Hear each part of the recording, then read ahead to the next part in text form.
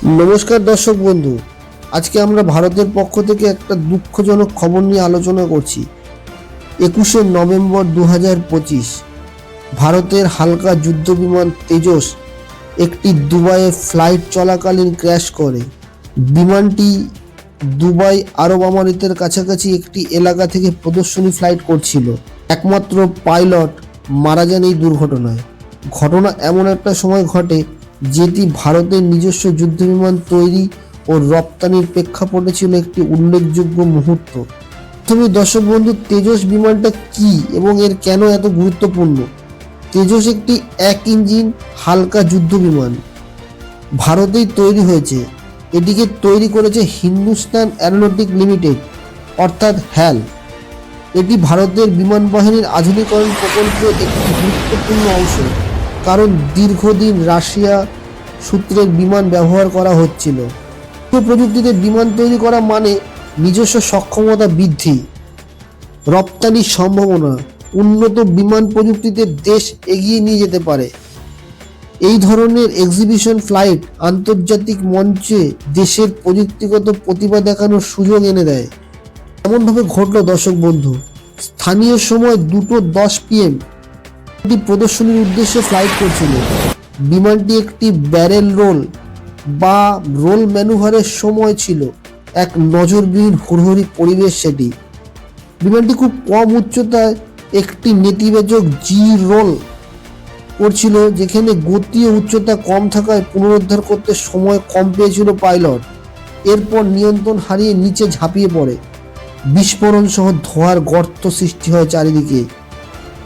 পরিলক্ষিত হয় দুটো কালো ধোঁয়া উপরের দিকে উঠছে এবং দর্শকরা ভয়ে প্রতিক্রিয়া দেখিয়েছেন। এর ফলস্বরূপ একমাত্র পাইলট মারা যান। প্রদর্শনী ফ্লাইট কিছুক্ষণ বন্ধ করা হয় এবং নিরাপত্তা সুসংহত করা হয়। কমান্ড নামাং সিয়াল ছিলেন হিমাচল প্রদেশের কারাং জেলার নাগরোটা ভাগওয়ান থেকে। তিনি একজন সক্রিয় যুদ্ধবিমান পাইলট ছিলেন এবং এই ধরনের আন্তর্জাতিক মঞ্চে বিমান চালানোর দায়িত্বে ছিলেন তিনি। মৃত্যুর পর ভারতের রাজ্য কেন্দ্রীয় পর্যায়ে গভীর শোক প্রকাশ করা হয়েছে। এটি শুধু প্রযুক্তিগত বা সামরিক ঘটনা নয়, একটি জীবনের অপরিপূর্ণ ক্ষতি যা পরিবার, স্থানীয় সমাজ ও পুরো দেশের উপর প্রভাব ফেলবে। দর্শক বন্ধু, করতে গিয়ে বিশ্লেষকরা মনে করছে এর সম্ভাব্য কারণ হলো নেতিবাচক জি ম্যানুভার, যেখানে বিমান নিচ থেকে নামতে গিয়ে এমন গতিতে চলে যেতে পারে যে পুনরুদ্ধারের সময় পায় না।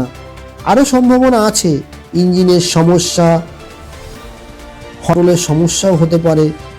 এই ধরনের প্রদর্শনী ফ্লাইট সাধারণত অপারেশনের থেকে অনেক বেশি রিস্কি। কম উচ্চতা, দ্রুত গতিতে ম্যানুভারিং। একটি কাউন্টার ইনকোয়ারি গঠন করেছে দুর্ঘটনার কারণ জানতে। তদন্তের শেষে কি শিক্ষা নেওয়া যাবে? বিমানের নিরাপত্তা, প্রদর্শনী ফ্লাইটের নিয়মকানুন, পাইলটের প্রস্তুতি, এসব বিষয়ে পুনর্মূল্যায়ন হবে। প্রযুক্তিগত উন্নয়ন, মানবতান্ত্রিক, কারণ দুটোই দেশের বিষয়।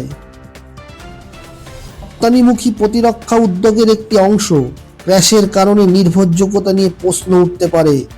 বিমানের উন্নয়ন ও নিরাপত্তা প্রোটোকল আরও কঠিনভাবে বিবেচিত হবে।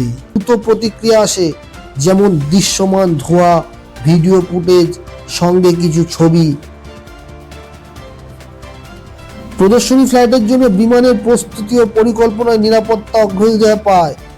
বিমানের নিয়ন্ত্রণ ও ম্যানুয়াল বিশ্লেষণের নতুন তথ্য পাওয়া যাবে, বিশেষ করে নিম্ন উচ্চতা ও দ্রুত গতিতে করণীয় বিষয়গুলো কি হতে পারে তা খতিয়ে দেখছে।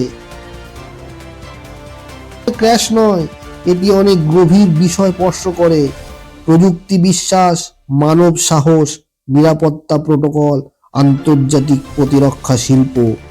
এটি আমাদের মনে করিয়ে দেয়, এমন এলাকায় যেখানে সময় ও উচ্চতা অত্যন্ত কম, সেখানে সাফল্যের সঙ্গে সঙ্গে ঝুঁকিও থাকে।